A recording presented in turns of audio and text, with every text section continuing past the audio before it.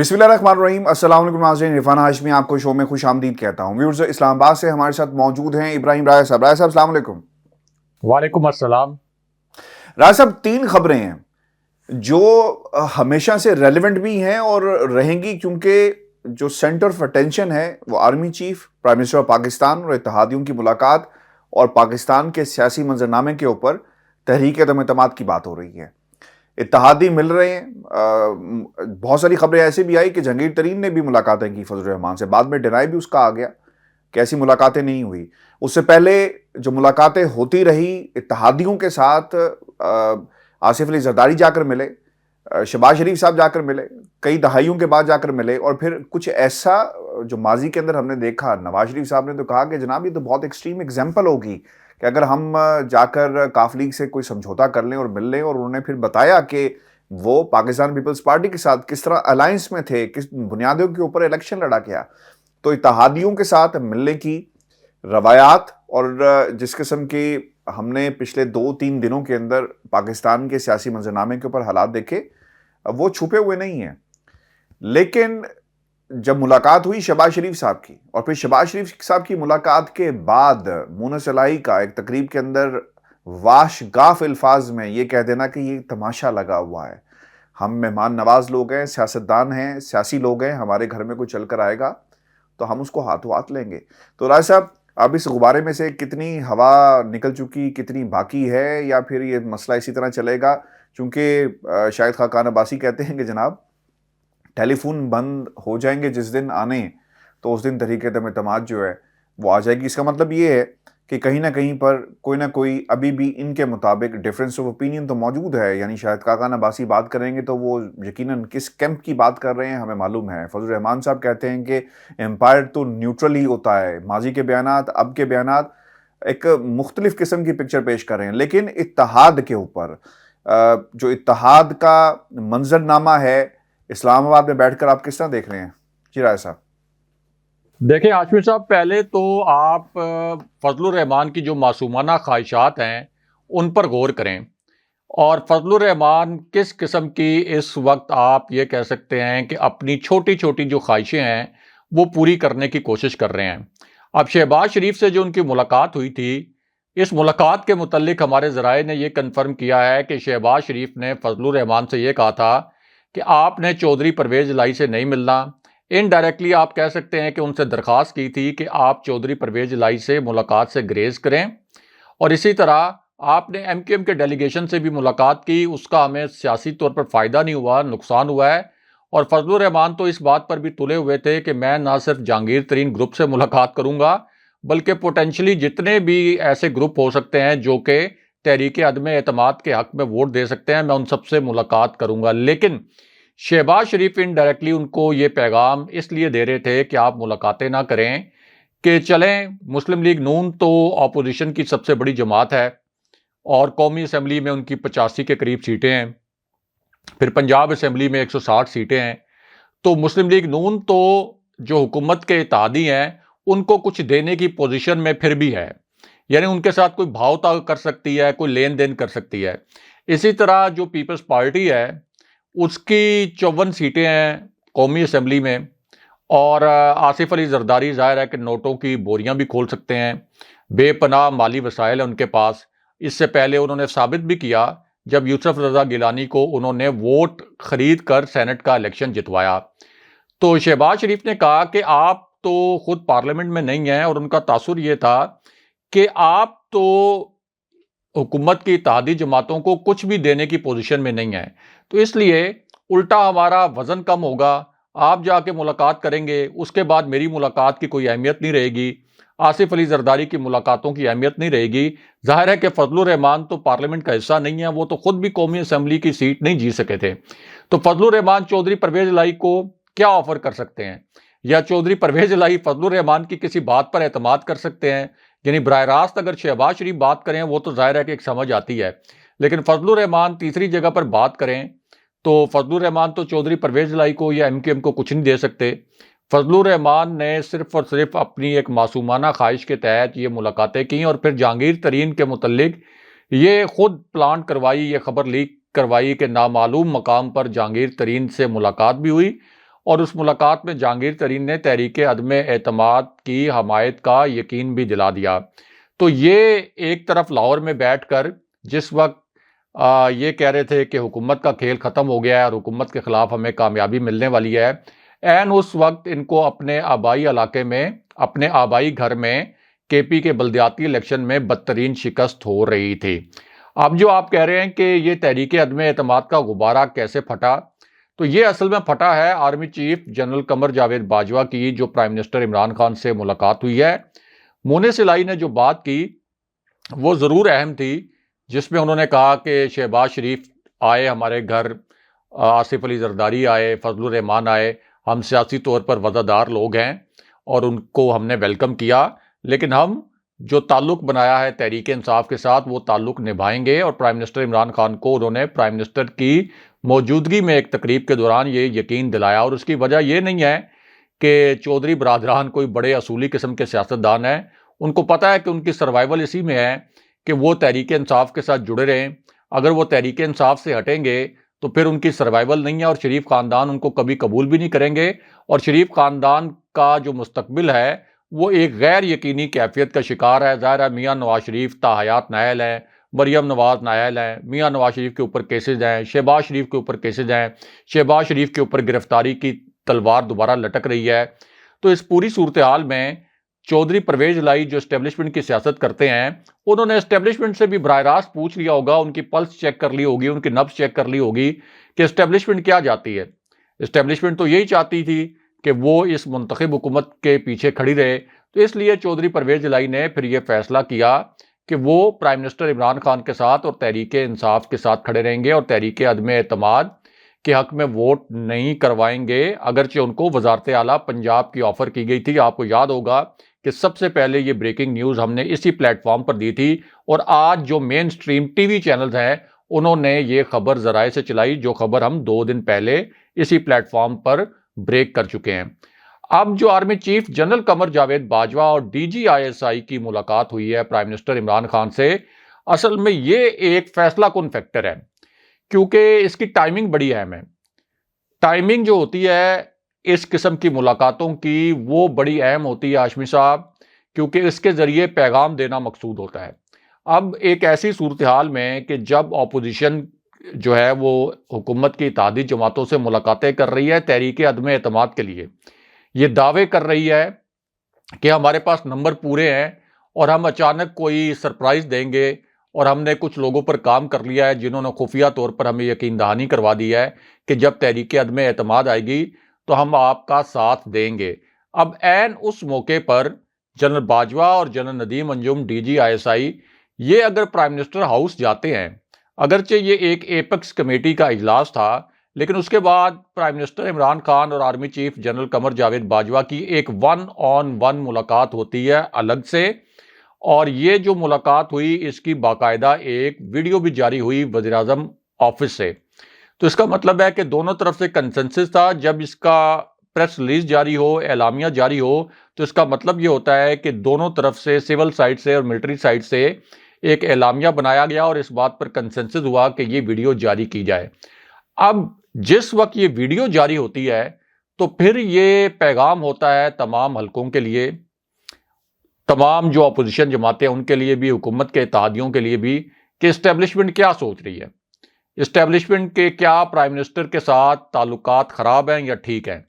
یہ ٹائمنگ جو ہے بڑی اہم ہوتی ہے۔ اب اس ویڈیو کے ذریعے یہ پیغام گیا کہ پرائم منسٹر عمران خان کے ساتھ اسٹیبلشمنٹ کے کسی قسم کے اختلافات نہیں ہیں، جس قسم کا تاثر دیا جا رہا تھا۔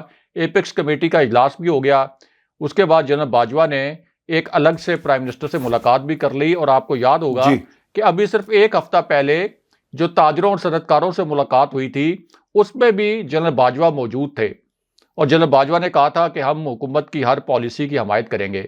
تو یہ جو تحریک عدم اعتماد کے متعلق میسج گیا ہے اتحادیوں کو بھی کہ جنرل باجوہ تو پرائم منسٹر ہاؤس میں بیٹھے ہوئے ہیں، پرائم منسٹر سے ملاقاتیں کر رہے ہیں، اور جو ملک کو درپیش چیلنجز ہیں ان سے نمٹنے کے لیے مشترکہ لائحہ عمل بنا رہے ہیں، تو اس کا مطلب تو یہ ہے کہ اسٹیبلشمنٹ تو حکومت کے ساتھ کھڑی ہے، اور اگر اسٹیبلشمنٹ حکومت کے ساتھ کھڑی ہے تو پھر وہ جو غیر قانونی کام اور غیر آئینی کام جو اپوزیشن اس وقت ایکسپیکٹ کر رہی ہے، جو وہ توقع کر رہی ہے کہ حکومت کے جو 20 ارکان زیادہ ہیں قومی اسمبلی میں، جو اس کی ایک قانونی عددی اکثریت ہے آئینی، اس کو اسٹیبلشمنٹ ختم کروائے اور غیر آئینی طریقے سے تحریک انصاف کی عددی اکثریت کو اقلیت میں بدل دیا جائے، تو وہ ان کی ایکسپیکٹیشنز پوری نہیں ہوئیں، اور یہ جنرل باجوہ کی جو ملاقات ہوئی اس سے وہ تمام ابہام، وہ تمام اطلاعات، وہ تمام جو افواہیں ہیں ان کا بہت حد تک توڑ ہو گیا ہے کہ جنرل باجوہ یا اسٹیبلشمنٹ جو ہیں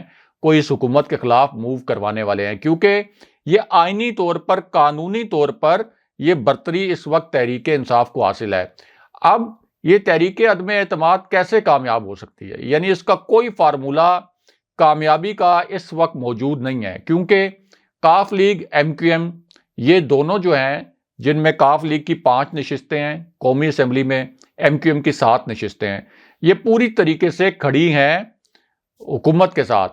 بلوچستان عوامی پارٹی کا تازہ ترین سٹیٹمنٹ آ گیا ہے کہ ہمیں اشارہ کسی جانب سے کوئی نہیں آ رہا، لیکن ہم چاہتے یہ ہیں کہ ہم تحریک انصاف کے ساتھ کھڑے رہیں، اور تحریک انصاف کے ساتھ کھڑے رہنا ہمیں سوٹ کرتا ہے۔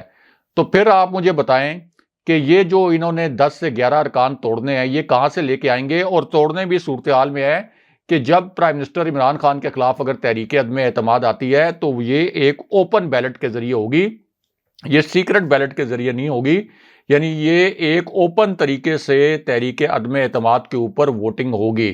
تو پھر وہ کون سے 10 ارکان ہوں گے جو کھلے عام سرے عام آئیں گے اور یہ کہیں گے کہ ہم پرائم منسٹر عمران خان کے خلاف ووٹ دے رہے ہیں؟ تو اس وقت جو فرسٹریشن ہے شہباز شریف کی، فضل الرحمان کی، وہ اس وجہ سے بڑی ہوئی ہے کہ ان کے پاس نمبر نہیں پورے ہو رہے۔ فضل الرحمان تو اب یہ کہہ رہے ہیں کہ اگر تحریک عدم اعتماد ہم لے آئے تو ہو سکتا ہے کہ ہم 23 مارچ کا جو ہمارا لانگ مارچ تھا اس کو ہم کینسل کر دیں اگر ہم تحریک عدم اعتماد لے آئے۔ اب اگر مگر پہ بات پہنچ گئی ہے، کیونکہ ان کو پتہ ہے کہ نمبر پورے نہیں۔ آصف علی زرداری صاحب نے بھی اپنی طبیعت کی ناسازی کا آپ یہ کہہ لیں کہ ایک ایکسکیوز ہے کہ حالانکہ ان کی طبیعت اتنی خراب نہیں ہے، اور پیپلز پارٹی کی جانب سے آپ نے دیکھا ہوگا سٹیٹمنٹس اب نہیں آ رہے کہ نمبر پورے ہونے کے، یہ جو ترقی کی بتی کی پیچھے جائیں گے۔ جی وہ شیڈول آ گئے، جی وہ میں نے آپ کو بتایا تھا اسی پلیٹ فارم کے اوپر کہ وہ جو اس کا اسکیجول آیا ہے آپ کا لانگ مارچ کا، نام نے جو جلسے ہوئے ہیں، جی 27 فروری سے شروع ہوگا، جی شیڈول اعلان کیا۔ 10 دن میں 34 مختلف شہروں سے ہوتا ہوا اسلام آباد پہنچے گا۔ 27 فروری کو مزار قائد سے شروع ہوگا۔ اچھا، ہر چیز میں مزار قائد سے شروع کرنا بہت ضروری ہے۔ قافلے کا رات کو سکھر میں قیام ہوگا۔ خورشید شاہ سکھر میں لانگ مارچ کی میزبانی کریں گے۔ سکھر میں بڑے جلسے سے بلاول بھٹو یعنی مروسی سیاست کا ایک کردار پھر گرجے برسے گا۔ 28 فروری کو لانگ مارچ رحیم یار خان میں پڑاؤ ڈالیں گے۔ لانگ مارچ 1 مارچ کو ملتان پہنچے گا جہاں یوسف زئی گیلانی میزبانی کریں گے۔ 2 مارچ کو لانگ مارچ چیچا وطنی میں پہنچے گا جہاں 1 لاکھ افراد کو اکٹھا کیا جائے گا۔ اچھا، پہلے ہی انہوں نے ٹارگٹ دے دیے ہیں۔ اور پھر 3 مارچ کو لانگ مارچ کے شرکا لاہور پہنچیں گے، رات کو بڑا جلسہ ہوگا۔ 4 مارچ کو لانگ مارچ کے شرکا لاہور سے وزیر آباد۔ 5 مارچ کو لانگ مارچ وزیر آباد سے گوجر خان پہنچے گا، اور پھر 6 مارچ کو پیپلز پارٹی کا لانگ مارچ اسلام آباد پہنچے گا۔ آگے کیا کرنا ہے شیڈول میں نہیں لکھا گیا، کیونکہ آگے کچھ بھی نہیں کرنا۔ ایک تو یہ لانگ مارچ نہیں ہے، آگے کچھ بھی نہیں کرنا، یہاں سے 4-6 نعرے لگا کے واپس جانے ہیں۔ اور یہ لانگ مارچ نہیں ہے، اصل میں یہ کچھ جلسے ہیں جو چھوٹے چھوٹے آپ دیکھیں گے جلسے ہوں گے، اور جیسے یہ پنجاب میں داخل ہوتے جائیں گے تو یہ جلسے مزید سکڑتے جائیں گے۔ اور جب بلاول کو پاکستان کی سیر کرا رہے ہیں، مجھے تو ایسا لگتا رہا ہے صاحب۔ جی، سیر میں بھی آپ دیکھیں گے کہ یہ جو لانگ مارچ ہے نام نہاد، اس میں بلاول بھٹو یہ نہیں ہے کہ اس لانگ مارچ کے ساتھ چلتے رہیں گے۔ وہ جو قافلے وغیرہ ہوں گے وہ اصل میں تو جو تھوڑے بہت لوگ ہیں وہ گاڑیوں وغیرہ میں چلتے رہیں گے۔ بلاول بھٹو اپنی آرام دہ گاڑی میں ایک شہر سے دوسرے شہر میں ٹریول کرتے رہیں گے، ایک جگہ بس تقریر کریں گے، اس کے بعد دوسرے شہر میں جا کے رات بسر کریں گے، پھر اگلے دن تیسرے شہر میں تقریر کریں گے۔ تو یہ ان کے چھوٹے چھوٹے جلسے ضرور ہوں گے جس طرح ہم نے پہلے بتایا تھا۔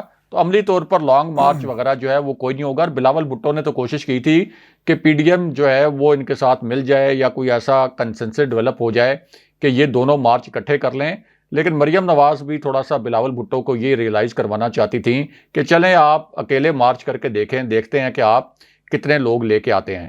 تو اب یہ لانگ مارچ کریں یا تحریک عدم اعتماد لے کے آئیں، اب ان کی سیاست بند گلی میں داخل ہو گئی ہے. پرائم منسٹر عمران خان کا کانفیڈنس بھی دیکھیں, بڑے کانفیڈنٹ ہیں. خاص طور پر یہ جو افواہیں پھیلائی گئی تھیں کہ اسٹیبلشمنٹ اس کے پیچھے ہے اور اسٹیبلشمنٹ اپوزیشن کی اتحادی جماعتوں سے ملاقاتیں کروا رہی ہے, اگر اسٹیبلشمنٹ اس کے پیچھے ہوتی تو اب تک یہ ڈیولپمنٹ ہو چکی ہوتی. اور اسٹیبلشمنٹ کے پاس اس وقت کوئی وجہ نہیں ہے کہ پرائم منسٹر عمران خان کے خلاف اس قسم کا کوئی موو کروایا جائے. اسٹیبلشمنٹ کیوں چاہے گی کہ ملک کے اندر کوئی سیاسی عدم استحکام پیدا ہو؟ تو اس لیے آپ یہ دیکھیں گے کہ یہ پرانی تنخواہ پہ کام کریں گے اور پھر اسٹیبلشمنٹ پر الزام لگائیں گے کہ اسٹیبلشمنٹ نے تحریک عدم اعتماد کے لیے نمبر نہیں پورے ہونے دیے. حالانکہ 20 جو ارکان ہیں وہ قانونی طور پر, آئینی طور پر تحریک انصاف کے زیادہ ہیں. تو پھر اسٹیبلشمنٹ کیوں اپوزیشن کی ہیلپ کرے غیر قانونی اور غیر آئینی طریقے سے حکومت کی اکثریت کو اقلیت میں بدلنے کے لیے؟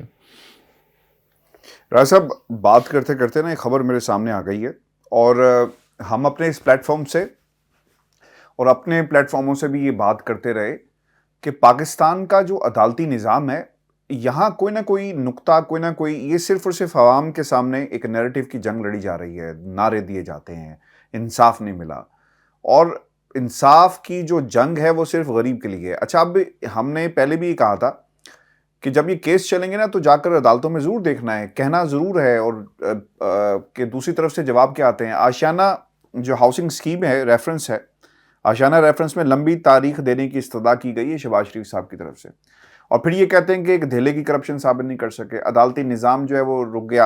اور انہوں نے کیا کہا کہ وہ چاہتے ہیں کہ اپنی موجودگی میں گواہوں کی جرا سننا چاہتا ہوں. شہباز شریف نے کہا قومی اسمبلی کا اجلاس 18 فروری سے شروع ہو رہا ہے, عدالت لمبی تاریخ دے دے. یعنی انہیں پرواہ نہیں ہے کہ ان کے خلاف جو الزامات ہیں وہ کسی طرح وہ ختم ہونے چاہیے. انہوں نے کہا لمبی تاریخ دے دے. وہ یہ کہتے ہیں کہ نیب کے ایک گواہ کا بیان قلم بند کر لیا اور آئندہ سماعت پر وکلا کو گواہوں کے بیانات. اب یہ معاملہ جو ہے نا یہ گواہوں کا ہے, اور وہاں پہ ایک لمبی لسٹ ہے. وہ کہتے ہیں کہ سب کو سن کے ڈائریکشن دی جائیں گی اور پھر کیا جائے گا. اب اگر شہباز شریف صاحب کے پاس وقت نہیں ہے تو کیا عدالت ان کے ماتحت ہے کہ ان کی بات سن لے اور اس کو ختم کر دیا جائے؟ پابند ہے؟ کیونکہ راج صاحب ہم نے برطانیہ میں تو یہ ایسے ہوتا ہوا دیکھا, اور پھر دوسری طرف سے ایک بڑی زبردست ایگزامپل ہمارے سامنے موجود ہے, اور مجھے حیرانگی ہے. اس وقت بھی میں یہ بات کرتا رہا کہ نواز شریف صاحب جب تک عدالت کے سامنے سرنڈر نہیں کرتے ان کی اپیل نہیں سنی جائے گی. ٹھیک ہے, بالکل صحیح ہے, لیکن کچھ ٹائم بعد چیزیں ہونی چاہیے, اور عمر کے آخری حصے میں وہ صاحب آ جائیں اور کہیں کہ ٹھیک ہے جناب اب میں آ گیا ہوں, میری اپیل سن لیں. تو یہ تو دوہرا معیار ہے, اور یہ جو ڈیلنگ ٹیکٹکس ہیں خصوصاً شہباز شریف کی طرف سے جو اپنائی جا رہی ہیں, اور کہا گیا ہے ان ریکارڈ چیزیں موجود ہیں. بالکل اسی طرح آپ کو یاد ہوگا جب انہوں نے لاہور ہائی کورٹ اپنی ٹکٹ لہراتے ہوئے دکھایا تھا کہ میں جا رہا ہوں, تو دوسری طرف عدالت میں جا کر انہوں نے کہا کہ ہمیں لمبی تاریخ دے دی جائے. جی راجہ صاحب, دیکھیں یہ لمبی تاریخوں میں ان کی سیاسی بقا ہے, اور عدالتیں بھی ان کے اوپر بڑی مہربان ہوتی ہیں, اور ہمارا عدالتی نظام بھی ایسا ہی ہے. اب جیسے جج رانا شمیم کا کیس چل رہا ہے اسلام آباد ہائی کورٹ میں, تو انہوں نے کہا کہ میرا وکیل بیمار ہے. تو وکیل بیمار ہو جاتے ہیں جب بھی کسی کے خلاف فیصلہ آ رہا ہوتا ہے یا کسی کے خلاف بڑے سالڈ ایویڈنس ہوتے ہیں, تو اس کیس کو طول دینا ہو تو پھر وکیل کو کبھی بیمار کروا دیا جاتا ہے, کبھی موکل خود بیمار ہو جاتا ہے. تو انہوں نے کہا کہ اس کی سماعت جو ہے آپ ملتوی کریں, اور پھر وہ سماعت ملتوی بھی ہو گئی اور مارچ میں چلی گئی. تو اسی طرح یہ جو پاکستان کا گلا سڑا بوسیدہ نظام ہے, یہاں بھی ہم کو پتہ ہے کہ کس قسم کی شریف خاندان نے بہت عرصے سے انویسٹمنٹ کر رکھی ہے, بہت عرصے سے کس طریقے سے اپنی پینیٹریشن بنا رکھی ہے. تو یہ لمبی لمبی تاریخوں سے ہی ان کو آپ یہ کہہ سکتے ہیں کہ یہ گرفتاریوں سے بچ جاتے ہیں. پرائم منسٹر عمران خان بار بار نظام کی انہی خامیوں کا نشاندہی کرتے ہیں. کتنی مرتبہ, یعنی پرائم منسٹر عمران خان خود کہہ چکے ہیں کہ ڈے ٹو ڈے ہیئرنگ کریں, اور یہ اس لیے ضروری ہے, یہ کسی عام بندے کا کیس نہیں ہے, یہ ایک ایسے شخص کا کیس ہے جو کہ کتنی مرتبہ وزیر اعلیٰ پنجاب رہا ہے پاکستان کا. یہ ایک ایسے شخص کا کیس ہے جو کہ 3 مرتبہ پاکستان کی حکمران فیملی کا سب سے اہم ممبر ہے. تو اس لیے اس کیس پہ تو ڈے ٹو ڈے ہیئرنگ بنتی تھی, یعنی ان کے کیسز کے اوپر تو بنتی تھی تاکہ ایک ایگزامپل سیٹ ہو. اگر ان کے خلاف شواہد غلط ہیں, شواہد نہیں ہیں, اور ان کے اوپر الزامات غلط لگائے گئے ہیں, تو آپ ان کو بری کر دیں. لیکن یہ کیا بات ہے کہ آپ 2-2 سال 3-3 سال تک مقدمات جو ہیں وہ آگے نہ چلائیں. جب مقدمات آگے نہیں چلیں گے پھر پتہ چلتا ہے کہ حکومت ہی تبدیل ہو گئی یا حالات تبدیل ہو گئے، پھر شواہد مٹا دیے گئے، پھر وہ جو وعدہ معاف گواہ ہوتے ہیں وہ اپنی گواہیوں سے مکر جاتے ہیں. تو یہ بڑے مر جاتے ہیں، مر جاتے ہیں. اللہ کو پیارے ہو جاتے ہیں. جی ہاں. تو یہ سسٹمیٹک طریقے سے، بڑے سسٹمیٹک طریقے سے، بڑے منظم طریقے سے عدالتوں سے اس قسم کے ریلیف لیے جاتے ہیں. اور خاص طور پر شریف خاندان پر جس قسم کی عدالتیں مہربان ہیں، پنجاب کی عدالتیں، اس کی تو کوئی مثال نہیں ملتی. اور خود پیپلز پارٹی یعنی تحریک انصاف تو ایک جانب، پیپلز پارٹی کے لوگ تو سر عام بھی یہ کہتے ہیں، آپ ان کے لیڈران سے ملاقات کریں، وہ اس وقت بھی کہتے ہیں کہ ہمیں معلوم ہے کہ جو انفلوئنس شریف خاندان نے بنایا ہے پنجاب کی عدالتوں میں، اس کا کوئی میچ نہیں ہے. بلکہ وہ کہتے ہیں کہ شریف خاندان کی اس مہارت کو ماننا پڑے گا، تسلیم کرنا پڑے گا کہ انہوں نے کتنا پینیٹریٹ کیا ہے. تو اسی وجہ سے آپ دیکھ لیں کہ 16 ارب روپے کی منی لانڈرنگ کا کیس ہے، FIA چالان جمع کرا چکی ہے، لیکن شہباز شریف کی گرفتاری اب تک نہیں ہو سکی. یعنی اس کے باوجود کہ شہباز شریف جو ان پر الزامات لگائے گئے ہیں ان کا کوئی جواب نہیں دے رہے. اور اب حکومت اتنی زچ ہو گئی ہے ہاشمی صاحب، یہ جو فیصلہ نہیں آ رہا اس پر اتنی زچ ہو گئی ہے کہ حکومت اب ایک قرارداد لے کے آ رہی ہے قومی اسمبلی میں کہ شہباز شریف کے کیسز کی جو سماعت ہے یہ لائیو دکھائی جائے، براہ راست دکھائی جائے.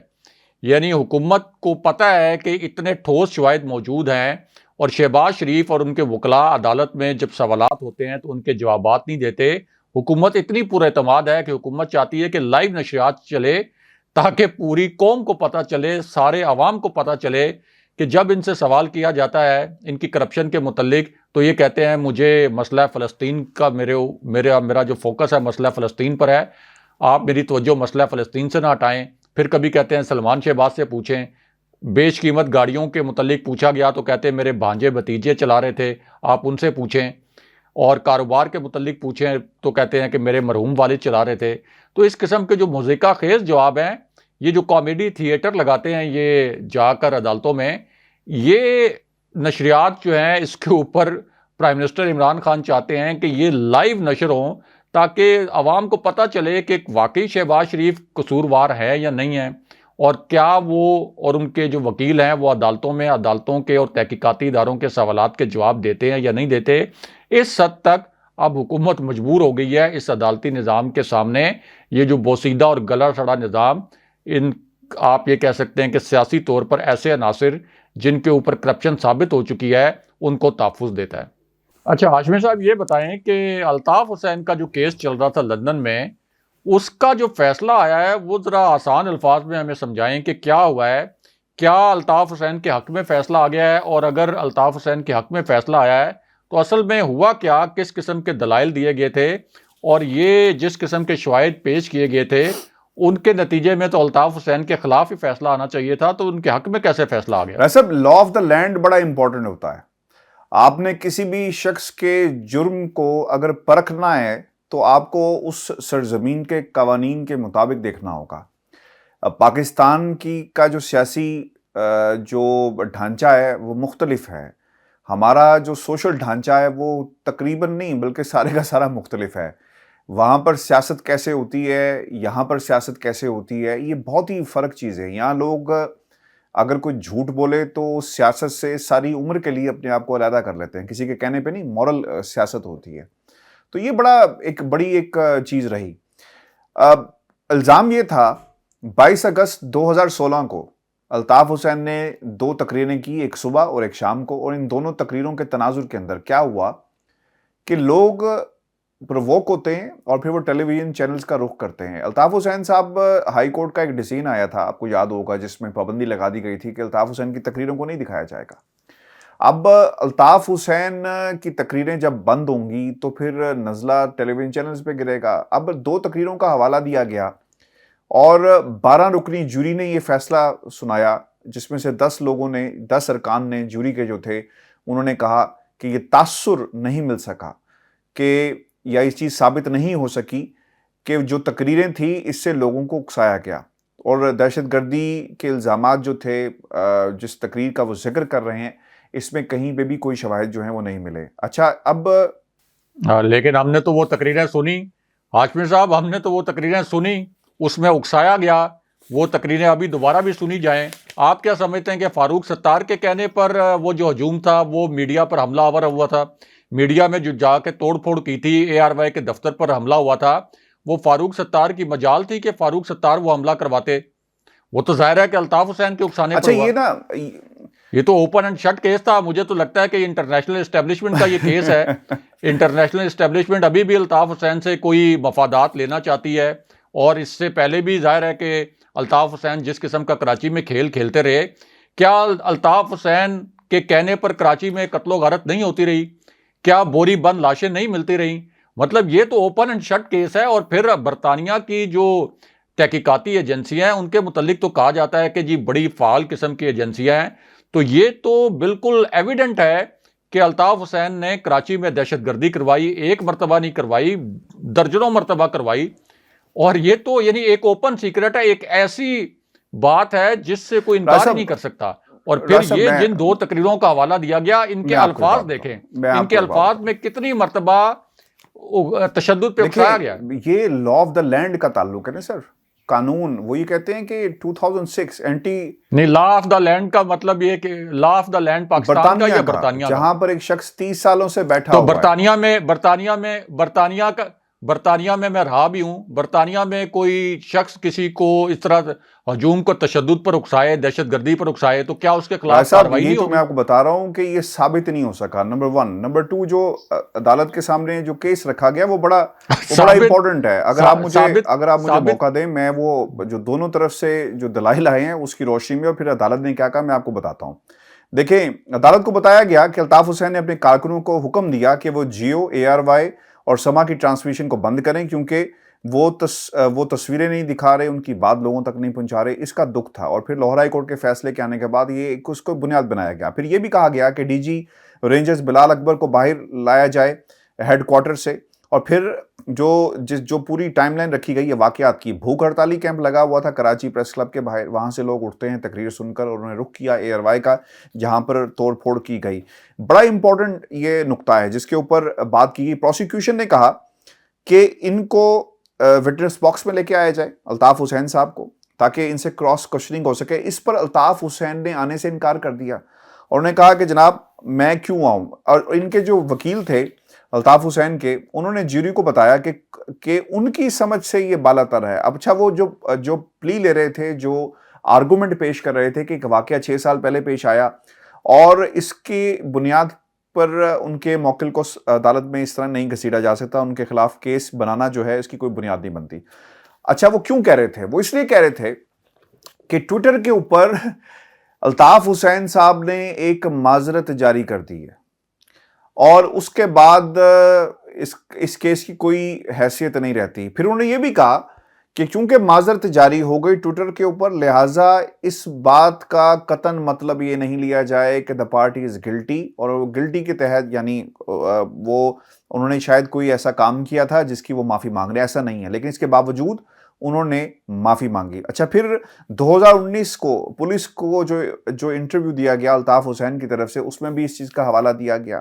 اچھا، اب یہاں پر آپ کی بات کہ یہ اوپن اینڈ شٹ کیس تھا، عدالت پوری دنیا کو پتا ہے۔ دیکھیں، جو کچھ پاکستان میں ہوا، جو کچھ ہوتا رہا، اس کو پاکستان میں پروف ہونا ہے۔ عدالتی زبان میں تو ایسا ہی ہے نا کہ کیس دیا جائے گا، اس کو آپ عدالت لے کر جائیں گے، گواہ ہوں گے، جرا ہوگی، لیکن ایک شخص برطانیہ میں رہ کر برطانیہ کی سرزمین استعمال کرتے ہوئے پاکستان میں تشدد کو ہوا دے رہا ہے، یہ بھی ایک کیس ہے۔ میری بات سنیں، یہ بھی ایک کیس ہے نا۔ پاکستان کے اوپر پریشر ڈالتے ہیں کہ پاکستان کی سرزمین کو استعمال کرتے ہوئے، پاکستان کی سرزمین کو استعمال کرتے ہوئے فلاں ناصر نے فلاں جگہ پر تشدد کے لیے اکسایا، یا فلاں جگہ پہ دہشت گردی کا منصوبہ بنایا، تو برطانیہ کی سرزمین ہمارے خلاف استعمال ہوئی ہے نا۔ میں آپ کو بات بتاؤں، یہ بحث کسی اور طرف نکل جائے گی۔